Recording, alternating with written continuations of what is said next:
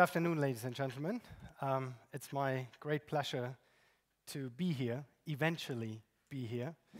First of all, I would like to thank the organizers for their flexibility, because it wasn't my choice to have a 2.5-hour delay at the airport coming from Frankfurt to Berlin, but due to the flexibility and the spontaneous activities, I could finally make it, and I'm very pleased to give you a snapshot into our digital agenda.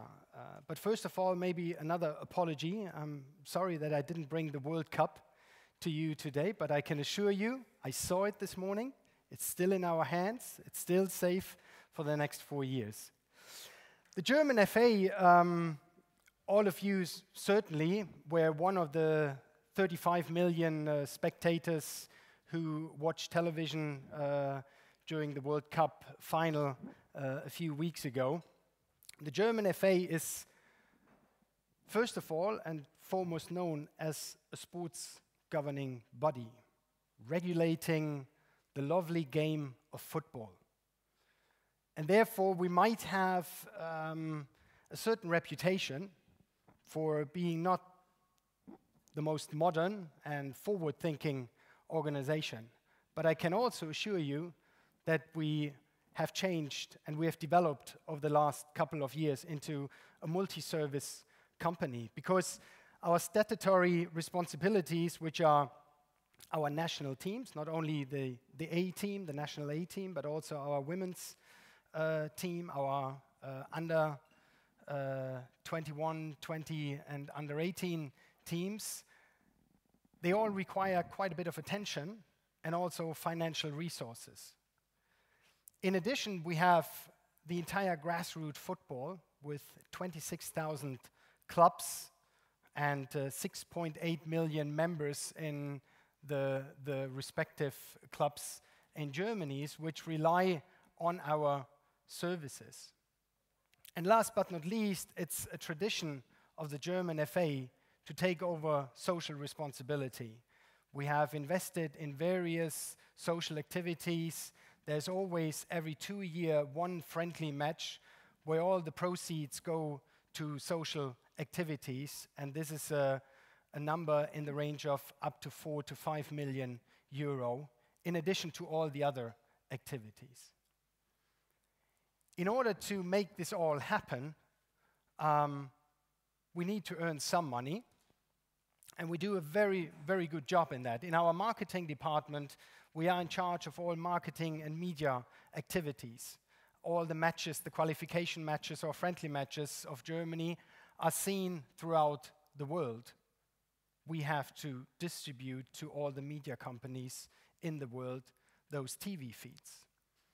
Some of the most well-known German companies trust in our partnership, whether it's Adidas, Mercedes, the Deutsche Telekom, Commerzbank, Allianz, and various others. This morning we had our annual meeting of our licensing partners. We have 40 licensing partners which work together with us, which we're very happy this year due to the success on the pitch. Some of them you also know. I hope all of you collected Panini stickers this year again. Probably some of you have collectibles from 40 years ago, because this is when the partnership with Panini started. But also EA Sports is a partner of us. We have to communicate with all the stakeholders in football, in and outside of the game, whether it's our federations, our clubs, our players, whether it's the general public, all the print and media companies. And last but not least, we have developed IT services which I would say are fairly unique in the world of sports. Why this is? I hope I can give you a few examples, a few explanations in the next couple of minutes. I've asked myself the question when I was asked to speak here. One of the key topics, I also heard this here, big data. What does the German FA have to do with big data? This morning in the train, I met one of our match analysts, a scout. He's working constantly on analyzing other teams and individual players. And we have a co-innovation project with SAP in order to help us to have more real-time data on match performance, on player performance. So there's an issue of big data. But also in our day-to-day business, we have, on an annual basis, round about 500,000 people visiting our home matches. We have, during and in particular after the final at the World Cup, a run on our online fan shop, which was absolutely massive. We even had to close down the shop, so we didn't handle the big data very well in that area. But we also have a hidden champion in our portfolio. It's our amateurs. I want to give you some numbers. We have 5 regional associations, 21 state associations, 26,000 clubs, which run 165,000 teams with 2.5 million active players and even more registered players. Some of them don't play anymore or they have taken a break. On an annual basis, on amateur and grassroots level, with all the competitions, not only league but also cup and individual tournaments, we have 1.6 million matches. And all of those numbers, they have one home, or actually 2 homes, which are our 2 digital platforms. On the left-hand side, it's the so-called DFB-Net. It's an integrated online software solution, which was started to be developed 13 years ago with financing of the German FA. It's a 100% subsidiary of the German FA, and I'm pleased to have the honor to be managing director also of that company. Those software solutions, and at the heart of the software solution is the match operation and the match report. Some of you used to play or still play team sports, I assume. So you know at the beginning of a match you have a report where your team responsible player or the coach lists your individual names, have your registration number, the referee looks at it. Back in the old days, he signed it after the match, put it into an envelope or on the fax machine and sent it to a central organization. This all happens online. Into that match report feeds, for example, the player registration. So all the player registrations by today happen online, from club to the respective federal association, back to the club, and there it goes. We have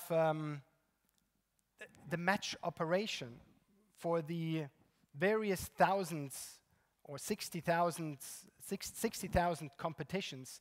There is usually one individual person who has to make the match plan or the season planning. Back in the old days, it was done by Excel sheet or maybe some small programming, but now it's all provided online. We have 76,000 official referees. Those 1.6 million matches on grassroots and amateur level, in peak times, we have 80,000 matches per week. So there's also a matter of resource allocation of our referees. And on top of that, all the payments for their travel, they can do through the system. Even our sports disciplinary system is linked into the system. So if there's a player who gets a red card, it's on the online match report. It goes automatically to the respective judge. He makes a judgment, sends it back, three matches suspension, and then you cannot include a player into the system. And this is only a working environment. We have almost 400,000 unique IDs, and it's not only full-time employees at the club, but it's mostly volunteers in German football who use the system. Some of them only put in a result of their respective team. Others use it in their administration on a day-to-day basis. And then on the right-hand side, because what could we do with all that data we have in that bucket? We publish it. And this is fußball.de with all the respective data from the association level to the club level, down to the team, down to the individual player. I think some really interesting numbers behind the platform. In 2013, we had 2 billion page impressions on the website fußball.de. We decided to relaunch the website beginning of this season. Some of you still might be quite interested what the background was. It was not always in our hands. It used to be operated by Deutsche Telekom, because it might usually not be a core competence of a sports governing body to run a website like that. But we decided, due to some factors, to take it in-house and relaunch the website. And since the relaunch, we had 250 million page impressions in August and September. September is one of the most intense months in amateur and grassroots football. We had 40 million site visits, 800,000 app downloads, both iOS and Android. And we have some other big numbers on the website. For those interested in the architectural part, I think I have already explained, these are 2 different platforms hosted in 2 different locations. Because the working environment is a closed system. You only have access if you have a user ID, and you can only get the user ID by your respective state association or a respective responsible person. But this is the backbone of the public website, fußball.de. So the data, there's a synchronous data exchange. So anytime there's a new result, and on Sundays there are many updates on results, it goes automatically onto the website. The biggest challenge of both platforms is the peak performance we have in football. This is not the heartbeat of Manuel Neuer during the final at the World Cup. This is the weekly peak performance of amateur and grassroots football. The peaks are Saturdays and Sundays, of course, when all or most of the matches are played. But you also have a general interest into the platform. Who we are playing next time? What were the results of our next opponent?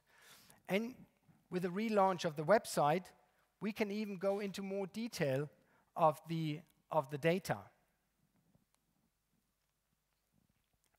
I hope after the presentation you will go immediately, or some of you even on your smartphone have already done that, clicked in the fußball.de website.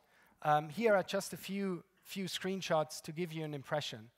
Our objective was to develop the home of amateur football.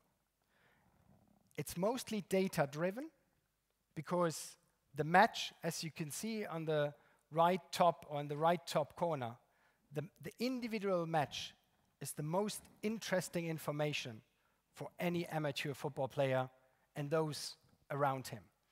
So that's why usually the typical journey of a user on our website is he has bookmarked his league or his team, and he goes directly onto that website and goes into the respective match results. But we have increased the data which we now provide to the public by the level of the team and the level of the player. Just a quick indication. Each player can open his own profile. And the biggest advantage of it, he can just register and it's there, because we have so much data about the individual player. He decides himself whether it's published or not. but we have all the match statistics of each individual match. We know whether he has played 90 minutes, we know whether he was substituted, we know whether he scored a goal, we even know the yellow and the red cards. We know his history. He played for different clubs. And out of all that information, we can make certain interesting statistics. The best scorer, and we can even compare it between different leagues and across the entire German Football Federation. And maybe our scouts, or I'm actually sure, our scouts are looking at that, and maybe they're going to find the next Miro Klose just through the fußball.de website. This was a quick snapshot why big data is also important for the German FA. I hope I could trigger your interest and you go to the website and you're a bit more interested in about our digital agenda. If you have any questions, please, I'm very, very happy to take those. I know I'm standing between you and barbecue and drinks, so I'm already very thankful that you gave me your attention.